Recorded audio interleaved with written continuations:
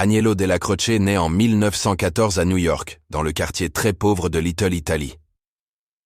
Dès son adolescence, il comprend que la rue est plus puissante que l'école. À 16 ans, il rejoint déjà les gangs italiens, spécialisés dans les jeux clandestins, l'extorsion et la contrebande. Très vite, son regard froid, sa discipline et sa violence maîtrisée attirent l'attention. Dans les années 1930, Della Croce rejoint l'organisation qui deviendra la famille Gambino, l'une des plus grandes familles mafieuses de New York. Contrairement aux gangsters flamboyants, Della Croce est sombre, silencieux, presque inquiétant. La légende raconte qu'il pouvait fixer quelqu'un sans cligner des yeux pendant des minutes. Ses ennemis disaient qu'il avait un visage de croque-mort. Grâce à sa loyauté et à sa manière de régler les problèmes sans hésitation, Agnello devient le bras droit du parrain Carlo Gambino. Gambino l'admire et lui confie la direction de ses soldats les plus violents.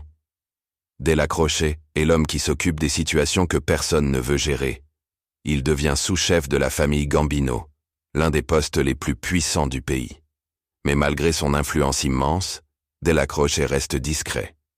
Il ne cherche pas la caméra, ne se montre jamais en public, ne parle jamais aux journalistes. Il dirige depuis l'ombre, avec une autorité glaciale. Ceux qui le connaissent disent qu'il était respecté par tous, craint par chacun. Quand Carlo Gambino meurt en 1976, Della Croce espère naturellement devenir le nouveau parrain. Mais le trône revient à Paul Castellano, un mafieux plus businessman que guerrier. C'est l'une des injustices les plus célèbres de la mafia. Pourtant, Della Croce, fidèle jusqu'au bout, accepte la décision pour éviter une guerre sanglante.